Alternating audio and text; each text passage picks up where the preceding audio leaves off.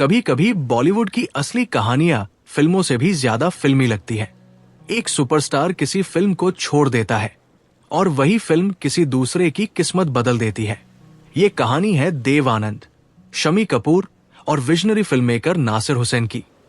जहां फैसले छोटे थे लेकिन असर इतना बड़ा कि पूरी इंडस्ट्री बदल गई। 1950 का दौर था। अगर स्टाइल, चार्म और सोफिस्टिकेशन की बात होती तो एक ही नाम सबसे ऊपर आता, देव आनंद। उनका अंदाज अलग था, हल्की मुस्कान, झुका हुआ सिर और एक एफर्टलेस रोमांस। जैसे स्क्रीन पर कोई शख्स नहीं, एक वाइब चल रही हो। इसी समय नासिर हुसैन एक फिल्म बना रहे थे, तुमसा नहीं देखा। उनकी पहली पसंद थे देव आनंद। लेकिन चीजें हमेशा प्लान के हिसाब से नहीं चलती। कुछ क्रिएटिव डिफरेंसेस, कुछ टाइमिंग इश्यूज, और देव आनंद इस प्रोजेक्ट से अलग हो गए। अब सिचुएशन ये थी कि फिल्म तैयार है लेकिन हीरो नहीं, और यहीं से कहानी में ट्विस्ट आता है। एंट्री होती है एक ऐसे एक्टर की जिसे उस वक्त कोई सीरियसली नहीं ले रहा था। कई फ्लॉप फिल्में, स्ट्रगलिंग फेज और लगभग खत्म होता करियर। नाम शम्मी कपूर। शम्मी कपूर उस दौर में कपूर फैमिली का वीक लिंक माने जाते थे, लेकिन नासिर हुसैन को उनमें कुछ अलग दिखा, कुछ रॉ, कुछ अनटेम्ड, जो बाकी लोग नहीं देख पाए। उन्होंने सिर्फ उन्हें कास्ट नहीं किया, उन्होंने उन्हें रिक्रिएट कर दिया।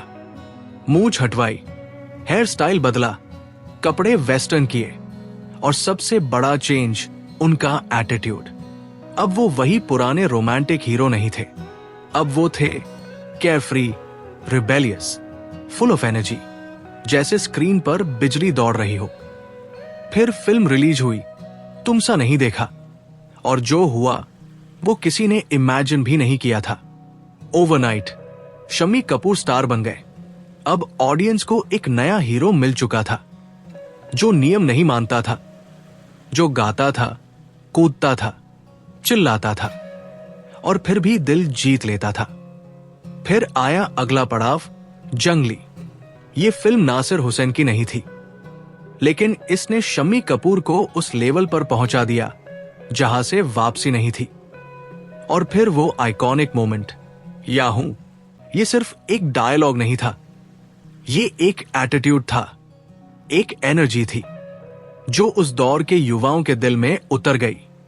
शम्मी कपूर अब सिर्फ एक्टर नहीं रहे, वो बन चुके थे इंडिया के पहले रॉकस्टार हीरो। लेकिन कहानी यही खत्म नहीं होती, असल गेम अभी बाकी था। अब बात आती है फिल्म तीसरी मंजिल की। इस फिल्म के लिए भी पहली पसंद थे देव आनंद, लेकिन एक बार फिर कुछ इश्यूज हुए और वो इस प्रोजेक्ट से बाहर हो गए, और जैसे किस्मत खुद स्क्रिप्ट लिख रही हो। एक बार फिर दरवाजा खुला शम्मी कपूर के लिए।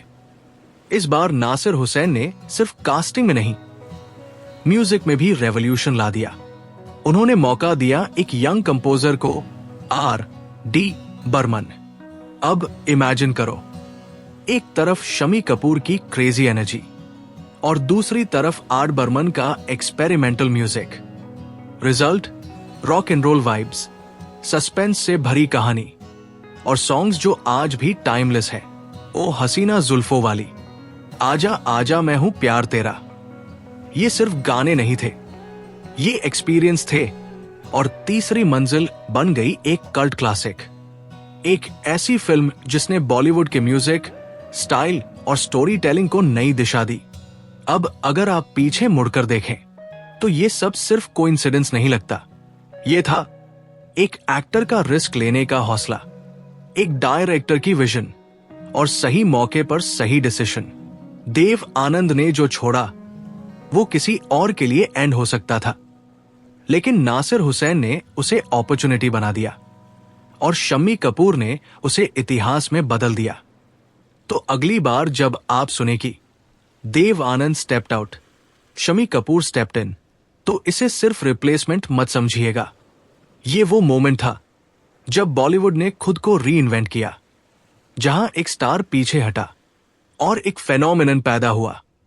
और यही तो सिनेमा का मैजिक है, कभी कभी जो खोता है वही किसी और की सबसे बड़ी जीत बन जाता है। अगर आपको ऐसी अनटोल्ड बॉलीवुड स्टोरीज पसंद है तो वीडियो को लाइक करना मत भूलिए, चैनल को सब्सक्राइब कीजिए और मिलते हैं अगली कहानी में।